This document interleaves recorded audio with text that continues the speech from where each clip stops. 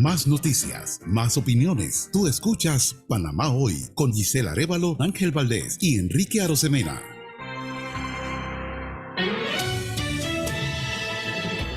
Entrevista de actualidad, Panamá Hoy. Tú eliges 2024.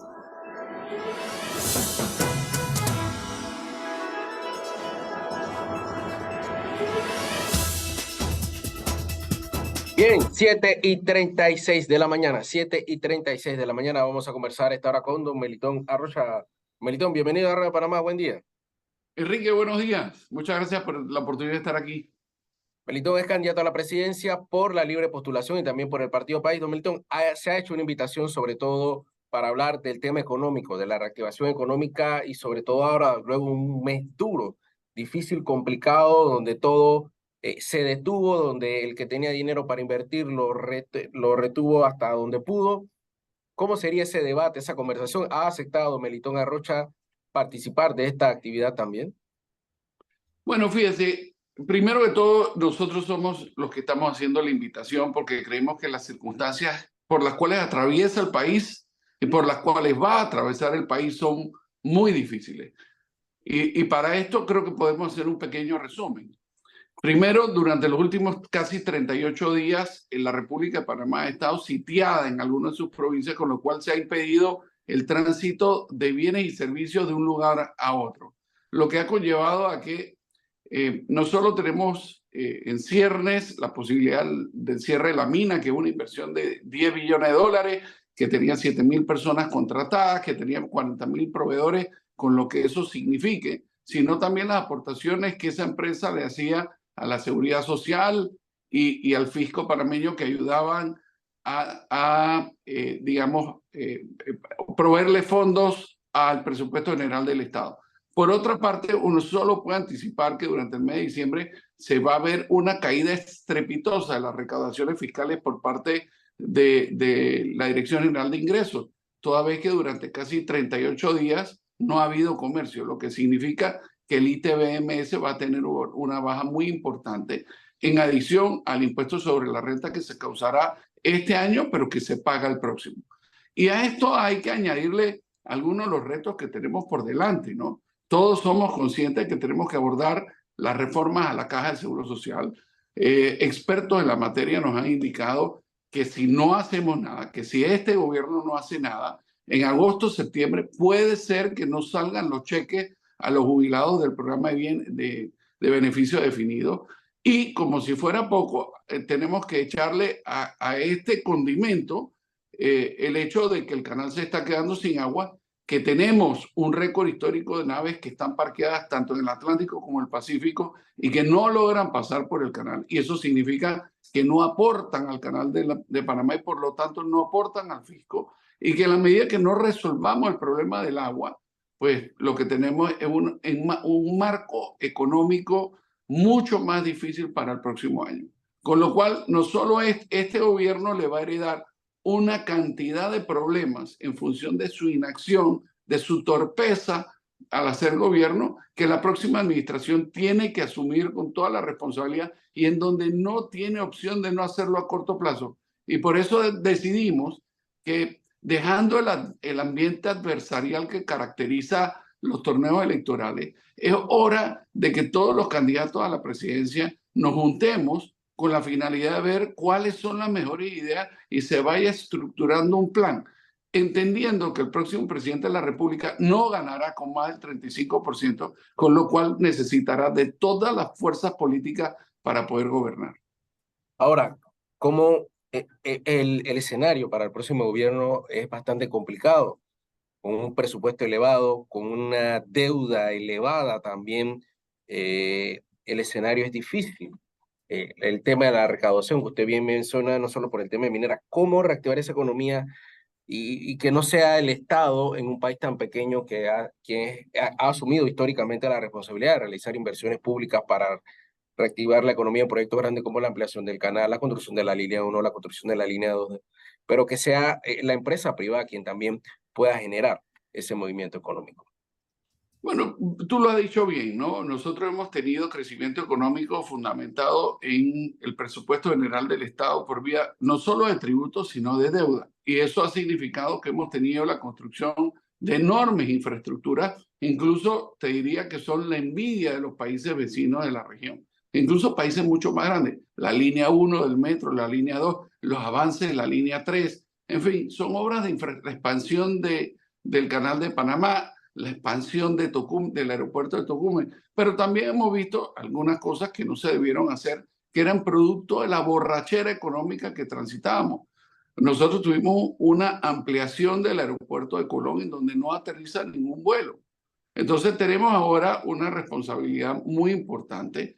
Te puedo decir que no se debe hacer. O sea, lo que no se debe hacer es tener una política económica que intenta generar turismo, pero que realmente lo que está tratando es de que todos los panameños le paguemos la infraestructura a 4 avivatos, que cuando están construyendo sus hoteles resulta ser que pueden descontar el 100% de lo que invierten de sus impuestos futuros. Lo que no podemos hacer es plantearle al país un presupuesto de 32.000 millones de dólares cuando tenemos esta situación económica tan complicada. Lo que no podemos hacer es plantearle al país que le vamos a dar a la Asamblea 200 millones de dólares, que lo único que garantiza es la reelección de los diputados a costa de los impuestos de todos los panameños.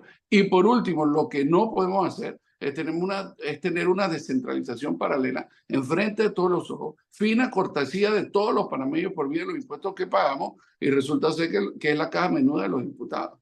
¿Qué tenemos que hacer? Lo que tenemos que hacer es una reactivación económica basada en un esfuerzo mancomunado entre el gobierno y el sector empresarial. Y por supuesto, el gobierno tiene que proveer las bases, la certeza jurídica, y los empresarios tienen que arriesgar su capital. En ese sentido, una de las cosas de corto plazo es la reactivación del turismo. Tenemos las bellezas naturales, tenemos la calidez de nuestra gente, tenemos la infraestructura. Hay hoteles completos que están cerrados, que con una campaña internacional interesante, importante, dinámica y con buena pauta, estoy seguro que va a ser de Panamá uno de las joyas turísticas de la región. Ahora, en ese sentido, imagínense, el presupuesto no se aprobó porque la Asamblea lo devolvió pidiendo más presupuesto y ahora se habla de una reestructuración y de una reducción. Hay que estar pendiente de que esa reducción se dé en los renglones necesarios y que no implique una reducción, por ejemplo, para un tema como el oncológico, pero que sí se mantenga un aumento en la planilla de la Asamblea Nacional. Mire, a mí me llama muchísimo la atención todo el tema del gobierno, y la única interpretación de que el presupuesto fueran 32.000 millones de dólares es una disposición legal que establece que el gobierno saliente solo podrá gastar la mitad del presupuesto en el año en que sale del gobierno. Con lo cual, en la medida en que yo hago más grande el presupuesto, me permite gastar la mitad de un presupuesto mucho más grande durante los últimos 6 meses, y yo creo que la apuesta era a que el gasto era tan grande que el siguiente gobierno entra sin ningunos recursos. Además, miremos lo que está pasando. El gobierno está adelantando el flujo de caja, permitiendo un descuento muy importante de los tributos del próximo año. Si tú juntas eso, la primera parte que ellos pueden gastar durante los primeros 6 meses, la mitad del presupuesto, de un presupuesto que a todas luces es una locura. Y lo segundo es que están adelantando los recursos presupuestarios para que entren ahora. Pues lo que tú estás viendo es que ellos quieren tener los últimos 6 meses de fiesta y que la borrachera la pague el gobierno siguiente. Y eso es una irresponsabilidad fiscal. Ya los expertos indican que el déficit fiscal está por encima del 4,5%, cuando por disposición legal no podría exceder el 3%. El manejo macroeconómico de la finanza del Estado por parte de este gobierno ha sido un completo desastre y una absoluta irresponsabilidad. Ahora, en otro tema también, y en ese sentido, ayer sale el ministro de Comercio, renuncia el día de ayer. Usted ocupó ese cargo y la pregunta más generalizada sería, a ver, se ha señalado que todos los candidatos en algún momento han tenido una posición en cuanto al tema de la mina. Melitón Arrocha en su momento como ministro de Comercio y como candidato, para que le responda a la faz del país cuál fue su posición, porque hay quienes han cambiado, hay algunos que han negado lo que dijeron, hay otros que lo han sostenido. Melitón Arrocha, ¿cuál es su posición como ex ministro de Comercio, que fue parte, entiendo, de ese proceso, según lo que se comenta, y cuál es ahora la posición de Melitón Arrocha, el candidato a la presidencia? Mire,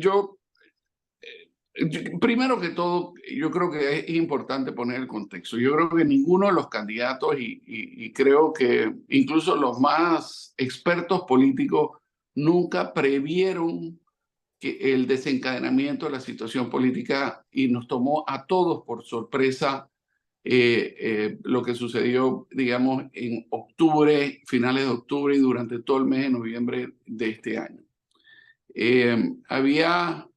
Creo que subestimamos la capacidad convocatoria de las redes, subestimamos la efervescencia que existía en torno a la protección del ambiente y subestimamos el nivel de desgaste que tiene el gobierno nacional encabezado por el presidente Cortizo.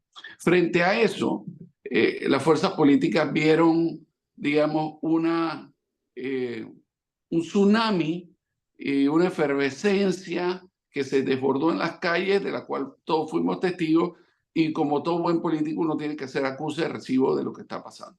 Eso ha generado contradicciones entre todos los candidatos a la presidencia de la República, porque tenían una posición, que a mi juicio era una posición pragmática, y ha hecho que todo el mundo, bueno, o no todo el mundo, pero muchos hayan reculado en función de su posición, que era pragmática, versus lo que están viendo en la calle y la efervescencia popular. Mi posición sobre el tema es la siguiente. La Corte Suprema de Justicia estableció que el contrato ley no existe en el mundo jurídico, pero la Corte Suprema de Justicia de ninguna manera sentó la política pública de que no puede haber explotación minera. Entonces, habiendo dicho eso no lo puede hacer porque la política de explotación minera está debidamente, digamos, incorporada a la Constitución de la República de Panamá como una posibilidad de desarrollo nacional. Eso es lo primero que hay que poner ahí. Es un tema legal y son unos recursos que tiene el país y son unos recursos que tenemos en una alcancía, ¿no? Entonces, la primera pregunta que nos tenemos que hacer como panameños es, como modelo de desarrollo, ¿queremos tener un desarrollo fundamentado en mina o queremos tener un modelo que no tenga extracción minera como modelo de desarrollo? Esa es la primera pregunta. La segunda, tal vez, pregunta que tenemos que hacernos es, bueno, si tenemos, en términos generales, yo soy del criterio que no debe haber explotación minera y por lo tanto estoy de acuerdo en que al menos de manera temporal pero prolongada en el tiempo hay una moratoria minera. Pero por otra parte tenemos una inversión de entre 10 y 11 billones de dólares, dependiendo de quién usted escuche, y esa inversión está ahí. Eso es como plantear, digamos que hubo un embarazo no planificado. Bueno, a lo mejor usted no había planificado que el embarazo se diera con su pareja, pero el hecho cierto es que ya sucedió, con lo cual hay que atender la situación. Y los expertos están indicando que efectivamente el proceso de cierre de una mina es un proceso complicado que dura años y que requiere muchísimos recursos económicos, con lo cual mi posición es que esa extracción de cobre debería recibir una forma de explotación. En este momento no tengo criterio con respecto a si debe ser con la misma empresa, si debe ser un contrato, si debe ser el gobierno nacional que la debe explotar, si debe ser una aventura conjunta con otra empresa, si eso debe estar supervisado por entidades bien acreditadas a nivel internacional que hagan una debida supervisión de todos los temas financieros, ambientales, etcétera. Pero pensar que tenemos 10 billones de dólares de inversión sobre un activo estratégico que representa el 1% del total de la extracción de cobre del mundo, y que nosotros decíamos que teniendo toda la infraestructura en su lugar, vamos a hacer de eso la piscina más grande del mundo. A mí me parece un enfoque poco pragmático en un país que tiene tantas necesidades, no solo presupuestarias, sino las necesidades que ustedes reportan todos los días. la gente, la ausencia de insumos en el oncológico, la ausencia de posibilidad de tener citas. Y aquí podríamos estar toda la mañana mencionando necesidad. Yo creo que es una absoluta locura no hacer uso de ese bien estratégico. Ahora, usted ha hecho una invitación a los demás candidatos a la presidencia para unir esfuerzos y compartir soluciones, sobre todo en el tema económico. ¿Cómo surge esa iniciativa, esa solicitud que hace usted para reunirse con los otros candidatos y debatir Bueno, este tema, ¿no? le comento, surge de la preocupación no solo como candidato a la presidencia de la República de lo que vamos a heredar, sino como ciudadano. Y hay que estar consciente que de los 8 candidatos que hoy aspiramos a ocupar la presidencia de la República, uno solo va a ganar.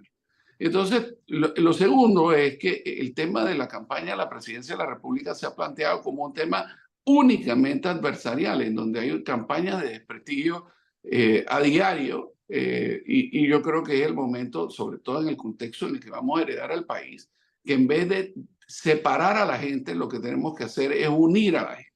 Todos los candidatos a la presidencia de la República han pasado por un proceso importante de formación política y tienen, digamos, un enorme conocimiento en el manejo de las cosas del Estado, con lo cual, ¿por qué no hacerlo? Eso es lo primero. Lo segundo es, si usted ve el próximo año lo que se nos avecina, de acuerdo a una reunión con el ex subdirector de la Caja del Seguro Social, Francisco Bustamante, cuando le hice la pregunta de, bueno, ¿cuál es la situación real de la Caja del Seguro Social? El resumen es el siguiente. Si este gobierno no hace nada, entre agosto y septiembre del próximo año, los cálculos actuariales indican que el programa de beneficio definido no va a poder emitir los cheques para pagarle a los jubilados. Y yo creo que poca gente son conscientes de las repercusiones del no pago a los jubilados. ¿Cuál va a ser la condición de todo el sistema financiero panameño si los jubilados no están en condición de hacerle frente a sus obligaciones de préstamo? Esos incumplimientos, ¿qué pueden significar para el sistema financiero? En otras palabras, las ramificaciones de las cosas que tenemos por delante el próximo año son de tal envergadura que va a requerir del concurso de todos para que hagamos una hoja de ruta que permita que salgamos del atolladero en el que estamos metidos. Muchas gracias, don Melitón Arrocha, candidato a la Muchísimas presidencia. gracias a usted, don Enrique. Cómo no, a la orden siempre, que tenga buen día. Igual.